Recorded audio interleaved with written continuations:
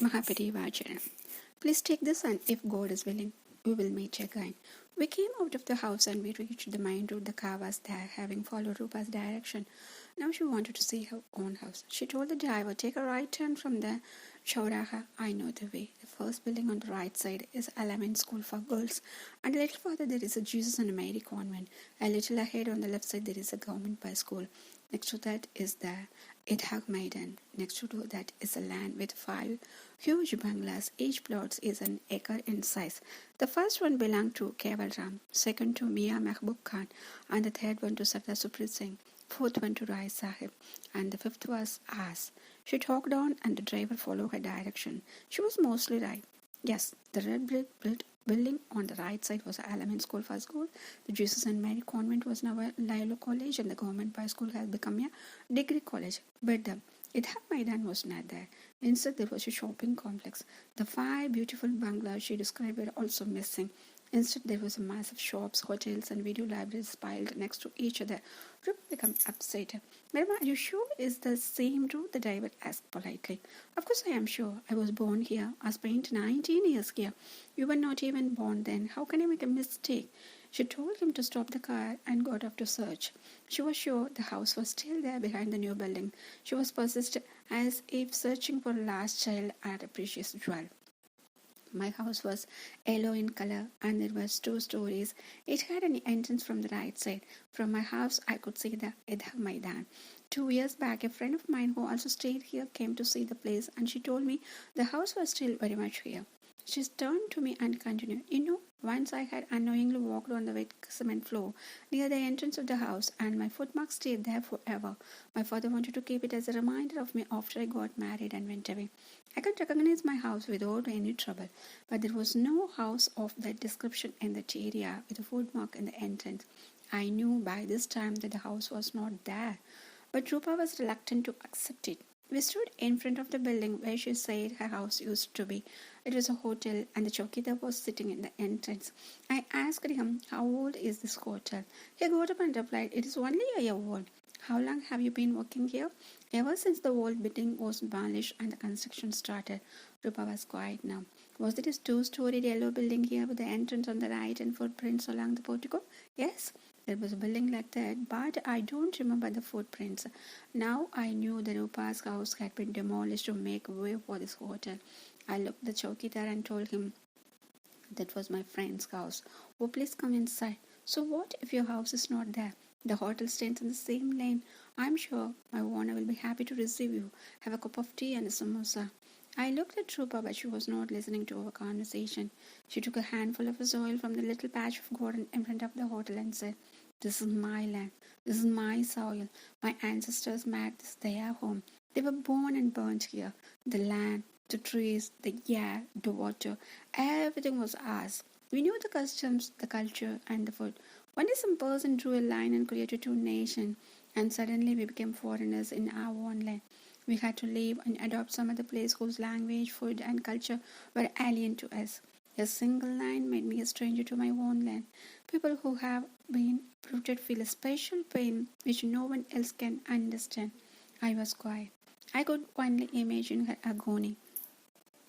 I held her hand and suddenly realized that the bouquet of flowers I had meant to give to the owners of her old house was lying on the front seat of the car, withering slowly in the December sunshine. India, the Holy Land.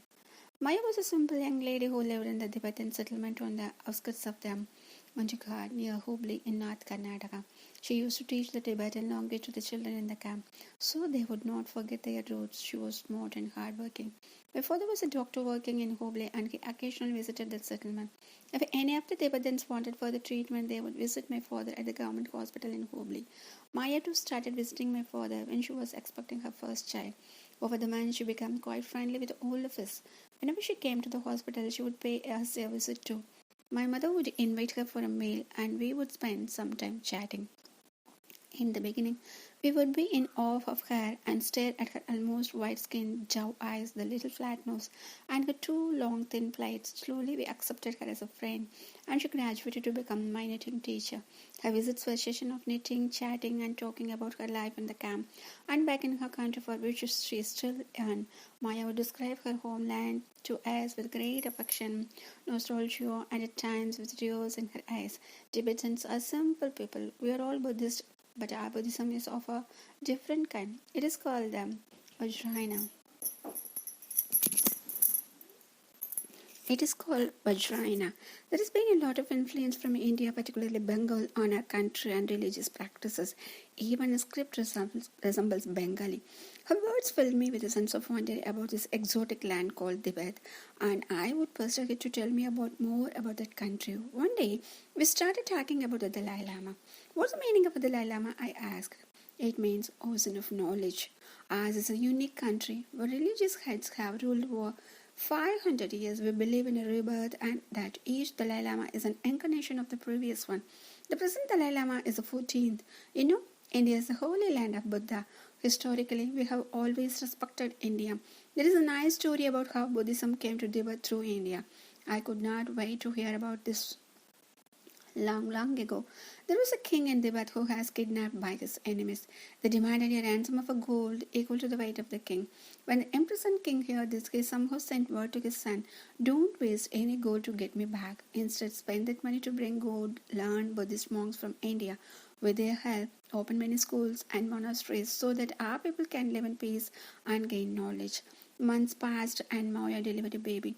After that, our meeting became less frequent, but she succeeded in awakening within me a curiosity about Tibet and a great respect of the Buddhism.